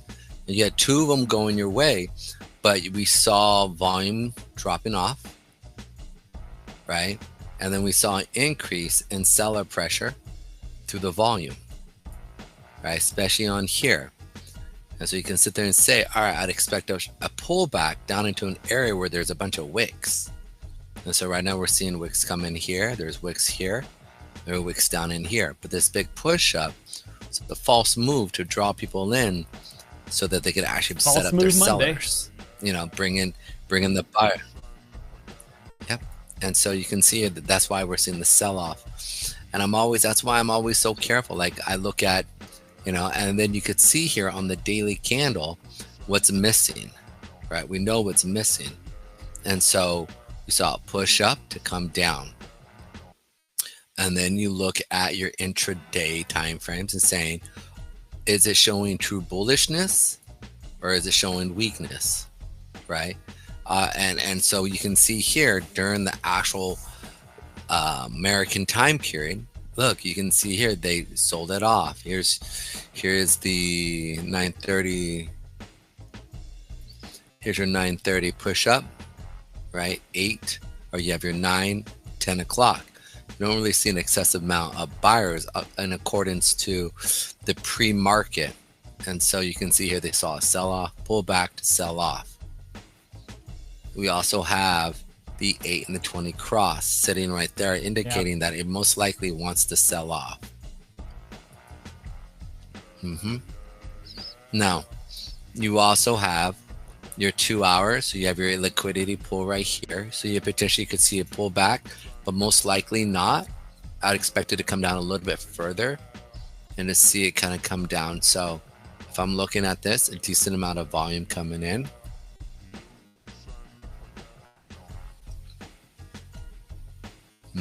2 hour chart. 2 hour, 4 hour, 8 hour. I'm always looking at other, you know, I don't get myopic. So I make sure that I'm always paying attention to the whole entire day movement. So I can make sure I'm always on the right side of the trade. Or if I'm not, at least I understand that. So the market, I know I take my profit quickly. If I know I'm on the correct daily movement, then that daily movement will always supersede smaller time rallies or smaller time sell-offs. Right. And so it's one of those things that you always want to be looking at that daily candle, because that daily candle is going to let you know what it wants to do. And so understanding that then brings a clarity for the smaller time frames. And if even though I'm seeing a push up, most likely that push up is going to end, because if I look throughout the whole entire time period, it's not showing weak, or it's not showing real strength. So I look at the full day and then I cut down through all my time frames. Now, I don't expect many of you guys to hold 6 different types of time frames. I like knowing what's happening on each time frame though. I literally look at the daily, 8 hour, 4 hour, 2 hour, 1 hour, 30 minute, 15 minute, right? These 2 are my entry time frames, and the rest are telling me which way the market wants to move. We're talking that's 1, 2, 3, 4, 5, 6 other time frames that I'm looking at. And I know that's a lot for people, but it's like having kids. If the kids are silent and you got toddlers, right? It seems good, but if anybody's ever had toddlers, know if a silent toddler, that's not a good thing. Right, something's wrong. And so, to me, this is kind of, yeah, this is the camera. These are the cameras throughout the whole entire house, so I can quickly see what's going on with that toddler. Let me know what's happening. And so, again, whatever time frames you guys like to use is cool, but I like making sure if I'm going to go through, and I look at three primary things: higher high, higher low, moving averages, and wicks. And I just kind of correlate those throughout all the time frames, and then it pretty much tells me what direction we want to see the market move, and then, you know, either capture the pull up, push up, knowing that I am going against that daily trend, and so I know that my position, I'm just looking just to make quick money because I know I'm going against the daily trend. So I want to go in and make my money and get out. Or if I'm saying, you know what, I'm willing to wait for us to show weakness because this should weaken here, and then see it sell off first, then see it progress. And so, again, you have liquidity area right here. And then you also have a zone right here. So, it's a nice little top of the hour. So in other words, and I'm gonna get stopped out before that anyway. But if I had a larger, get out. I've already reduced the trade by a lot. It's gonna hit it anyway. Preserve my capital. But anyway, that's not the point. The point is, if it comes down into your liquidity area in your zone here, at likely some point it'll reverse and go back up, because it'll grab that. They will grab the liquidity and cause it to reverse and head up once again. Yeah, and then you get back in the trend. But remember, there's three parts of a candle. There is the demand wick, the body, and the supply wick. And what's missing from the one right next to us here? Both of them. Neither one of us. Now, it's important. We've got a big delay here, Pedro. Which shows. Bear with me.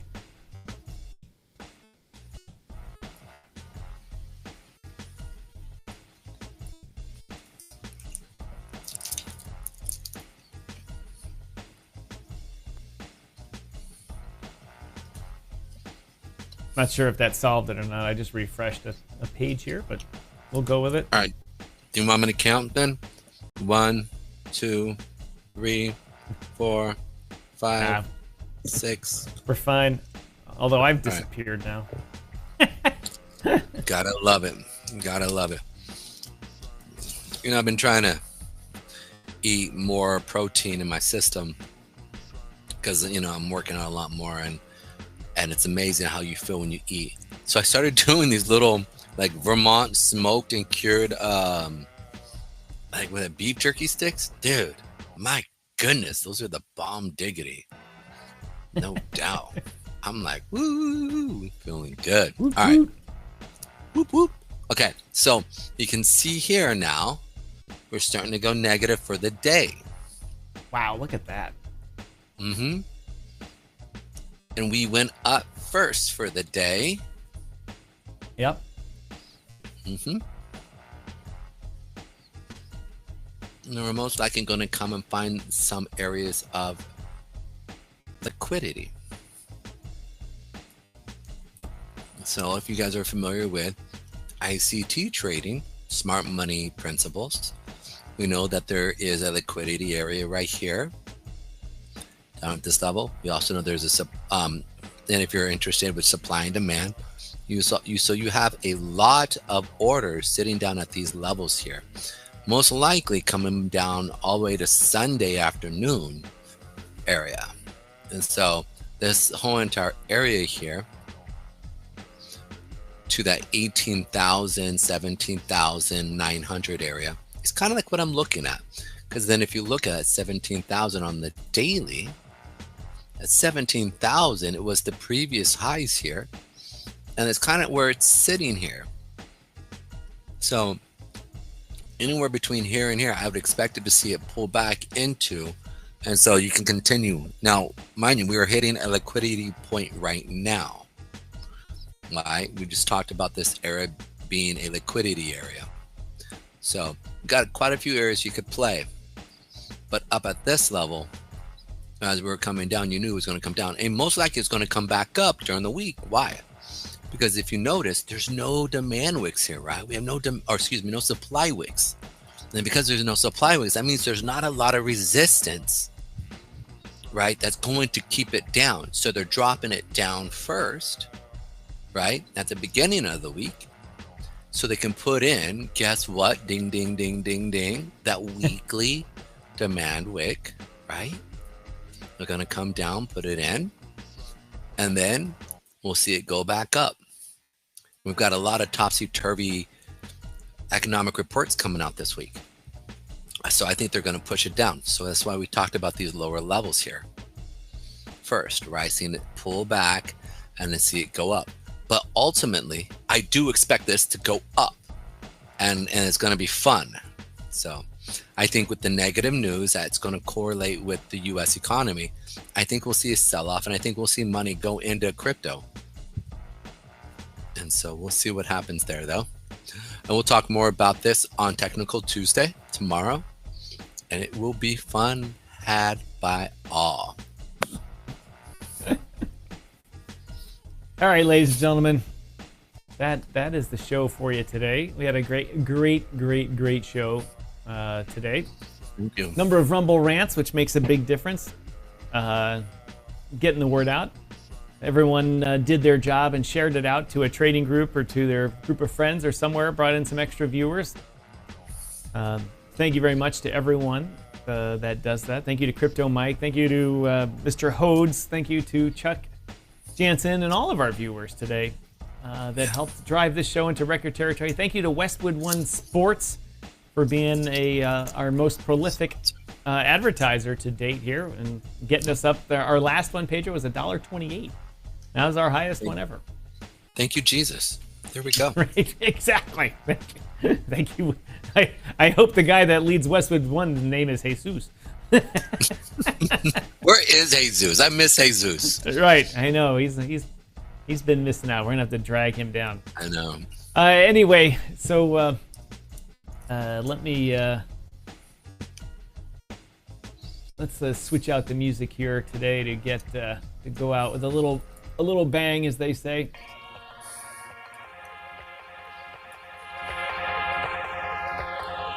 It's the end of the show, baby. You're listening to music from Wes. All gassed up, ladies and gentlemen. We're all gassed up for a fun week here with Bitcoin. As I said earlier, it'll be an interesting week here programming-wise, but stick around. We'll be with you every day, 12 to 2.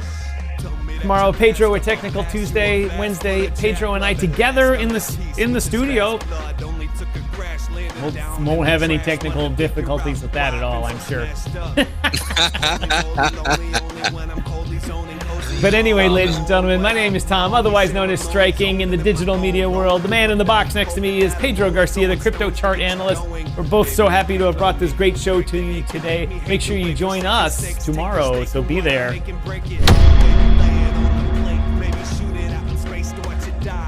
Either way, I ain't trying to